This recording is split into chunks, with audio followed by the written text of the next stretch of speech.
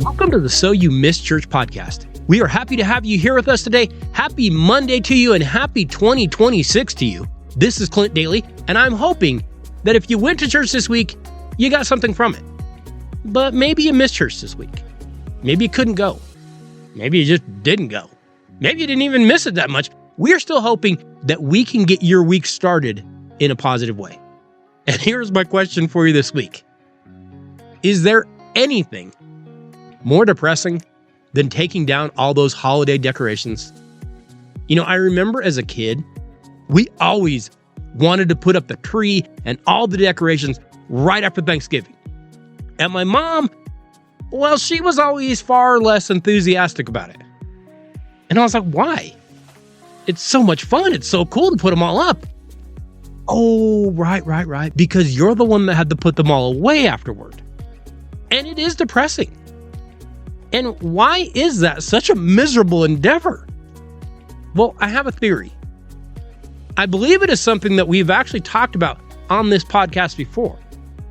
Because the holidays can give many of us a very short-term purpose. We are focused on getting everything done. We are focused on our shopping and the celebrations and the preparations. And it gives us that focused, quick purpose. And remember, purpose is what we truly crave in life. Oh, we say we want happiness. But we know happiness can be fickle. Happiness can be fleeting.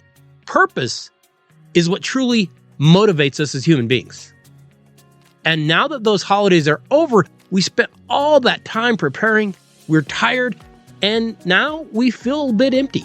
No matter how good or even how bad our holidays were, we feel empty now. If you want more proof as to that whole purpose thing, plan a vacation a few months out. And you suddenly have that point to focus on. And you kind of hone in on it. You're making your preparations. Maybe you're trying to get in shape, whatever it is. That becomes your motivation every day until you depart. And when you return from that trip, you will feel a very real post-vacation blues. But did you know that according to the National Alliance on Mental Illness, 64% of people report being affected by post-holiday depression, and it is most often triggered by financial, emotional, and physical stress of the season.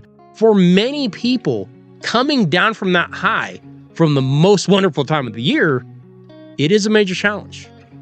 So it isn't just perceived, it is actually true. Well, today, let's go back to the original post-birth of Christ blues. Because let me tell you, that had to be far worse than anything we are currently feeling. So we know that when Jesus was born in Bethlehem, a star appeared in the east, and a group of magi came to see the baby. We also know they were not hopping on a private jet. And it probably took at least some time to get there. In fact, in Matthew chapter 2, it says the Magi went to a house. Notice they didn't go to a stable, which tells us probably wasn't the night of the birth. Sorry if that makes that nativity scene that you're packing away right now a tad inaccurate, but it probably was a bit after that. But we also know that King Herod the Great had found out about the Magi coming, and he summoned them and he told them, let me know so that I can go worship this king too. Because being a deranged psychopath, he wanted to go murder the child that they were saying was going to be the king. So when the Magi went and saw Mary and Joseph and the baby, they warned them and they fled to Egypt instead. And it turns out it's a good thing they did, because Herod gave orders to kill all the baby boys in Bethlehem and the vicinity who were 2 years old and under. Now, once Herod died, God appeared to Joseph, told him, it's safe, you can go back. Side note, this is not the same Herod who had John the Baptist killed later. That would be this Herod's son, Herod Antipas, not Herod the Great. Okay, let's continue. Now, the number of babies slaughtered varies in historical accounts from dozens to literally thousands, depending on who you read. But we do know that Jesus escaped with his parents. And if he didn't, then we really would have a reason for post-holiday blues.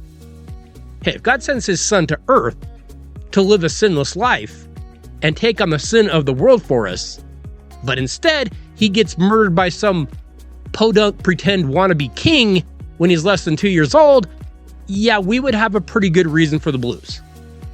We would have no reason for hope. We would have no reason for celebration whatsoever. But like I said, this feeling of post-holiday blues isn't just perceived, it is very real. And allow me to give you 2 tips today that might help you battle the post-holiday blues. First, look forward.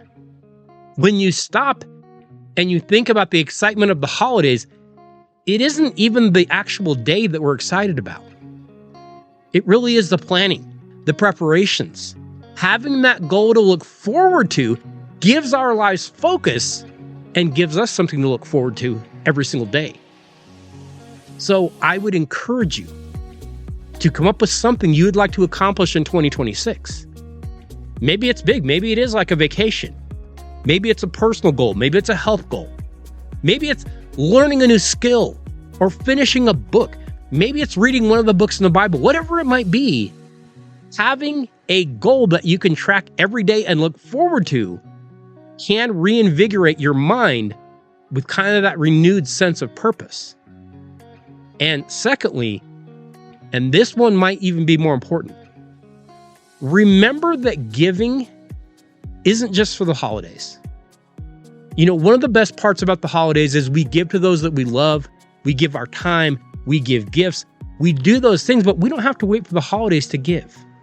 And it doesn't have to be a financial thing. Like I said, giving your time, giving your help, giving your friendship, those things might not break the bank, but they can go so far, not just in helping someone else, but also in helping ourselves and getting ourselves through what can be a difficult time mentally. Hey, spending time with someone, helping someone in need, just being there for someone, like I said, it won't just help your loved ones.